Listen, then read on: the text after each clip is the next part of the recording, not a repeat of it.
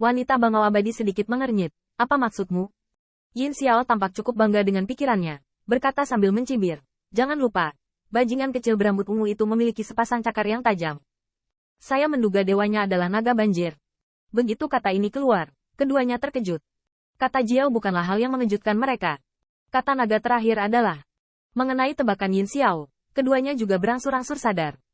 Meskipun sekarang mengubah langit dan mengganti bumi, semua kekuatan dengan sedikit orang dalam tahu bahwa langit dan bumi ini pernah dihormati oleh naga sejati. Sementara True Dragon mendominasi untuk waktu yang lama, bloodline secara alami akan tersebar. Tentu saja, menggunakan penegasan yang kuat tidak akan berhasil, karena takut dibunuh oleh tetua ras naga sejati. Namun, naga sejati mendominasi surga dan bumi, akan selalu ada anggota klan yang keluar, dan selama periode tersebut, akan ada emosi. Di bawah serikat pekerja, akan normal untuk meningkatkan produk dengan True Dragon Bloodline. Sejak tahun-tahun tanpa akhir, True Dragon Rache memiliki aturan keluarga yang ketat, tetapi di mana banyak klan dapat mengelolanya. Inilah mengapa ada begitu banyak makhluk di dunia yang memiliki darah naga encer. Selain itu, mantan Dewa Ziyun, Jiwa Ziyin, adalah salah satunya. Terlebih lagi, ketika saya memiliki True Dragon Bloodline dan berani tampil di depan umum di dunia, tampaknya diakui oleh True Dragon Rache, setidaknya itu menutup mata. Lagi pula, meskipun True Dragon Rache pernah mendominasi dunia, itu tidak kecanduan membunuh ras alien dan keturunan ras mereka sendiri dua. Apakah Anda akan membunuh seseorang sampai yang terakhir? Bahkan True Dragon Rache tidak bertele-tele, selama itu adalah angan-angan yang sebenarnya, bukan sarana untuk merayu set berikutnya. Bloodline di sisi lain tidak menahan diri untuk tidak berada dalam situasi yang sulit, dan pada dasarnya akan mengizinkannya. Tentu saja, makhluk dengan darah naga di bawah hubungan semacam ini secara alami lebih rendah dari naga sejati. Tetapi ketika naga sejati mendominasi, darah naga cukup untuk dibanggakan antara langit dan bumi. Meskipun ada lebih dari satu cara untuk mewarnai darah naga, risiko terendah dan cara termudah untuk mendapatkan persetujuan ras naga sejati adalah dengan menangkap cinta ras naga sejati. Namun, semuanya berubah setelah langit dan bumi berpindah tangan. Tak perlu dikatakan, True Dragon Rache hampir terbunuh sampai yang terakhir, dan makhluk dengan darah naga tipis itu secara alami tidak berani sebangga sebelumnya, tetapi memiliki arti bersembunyi di antara ekornya. Tentu saja, ras iblis tidak akan baik kepada makhluk yang bersinggungan dengan naga sejati ini. Tetapi untuk beberapa alasan, setidaknya Yin Xiao tidak memiliki kontak. Namun, menurut 1000 Royal League Senior, sejenis makhluk yang mungkin memiliki darah naga tersebar di dunia yang luas, dan kemudian mereka sengaja bersembunyi di sana. Bahkan jika ras iblis menjadi pemenang alam semesta ini, mereka ingin membunuh mereka semua. Tentu saja, energi yang dikeluarkan bisa dibayangkan. Selain itu, makhluk-makhluk itu telah menjalin hubungan yang jelas dengan True Dragon. Setidaknya di depan awan ajaib, siapa yang berani berdiri dan mengatakan bahwa dia adalah keturunan Dragon Rache? Mereka yang menonjol dengan kasih sayang pada dasarnya meninggal lebih awal. Untuk berbagai alasan, Demon Rache hanya menutup mata. Belum lagi makhluk dengan darah naga itu seperti pasir yang berserakan. Apalagi perilaku rendah hati. Bagaimana mereka bisa mengguncang supremasi mereka? Lagi pula, bahkan True Dragon telah jatuh. Dan apakah Anda khawatir tentang ikan bloodline yang kurus? Tentu saja, Demon Rache bukanlah orang bodoh.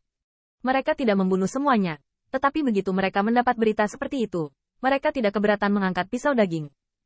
Selain itu, Demon Rache tidak perlu berusaha untuk membersihkannya dengan tangan. Ras lain, terutama alang mereka, sudah cukup untuk menyelesaikan sesuatu.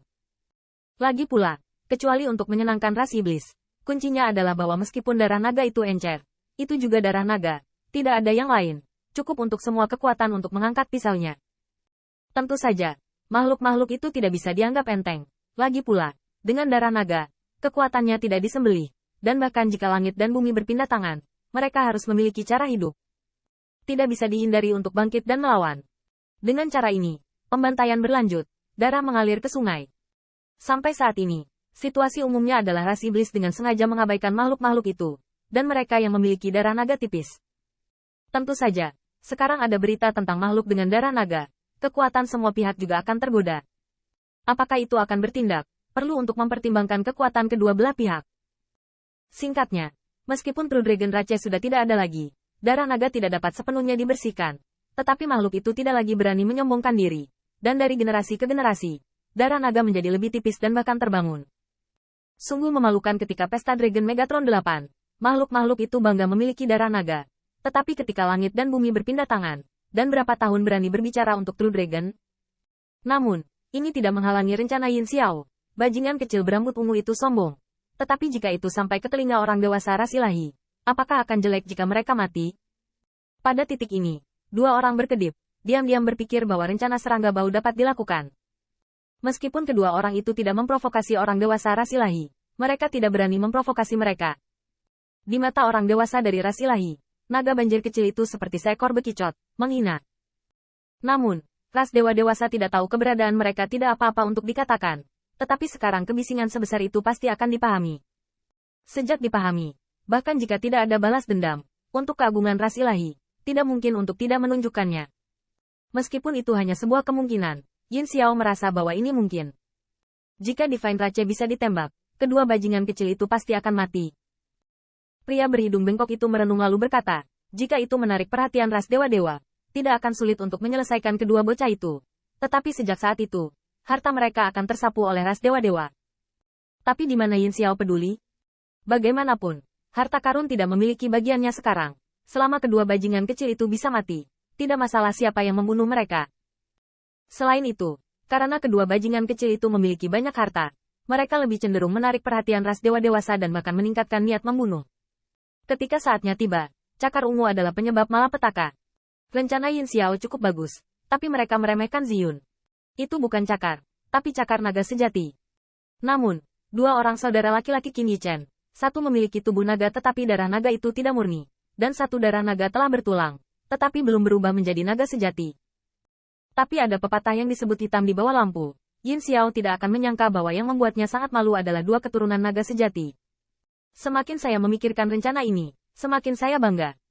Yin Xiao tidak bisa membantu tetapi berkata dengan senyum jahat, ya, itu pasti gangster darah naga dan kupu-kupu cerah yang berkolusi bersama. Kalau tidak mereka berani menginjakkan kaki di makam para dewa. Melihat keinginan Yin Xiao untuk membalas dendam, wanita bangau abadi berkata, rencana ini sangat bagus. Tapi kita bisa melihatnya berubah.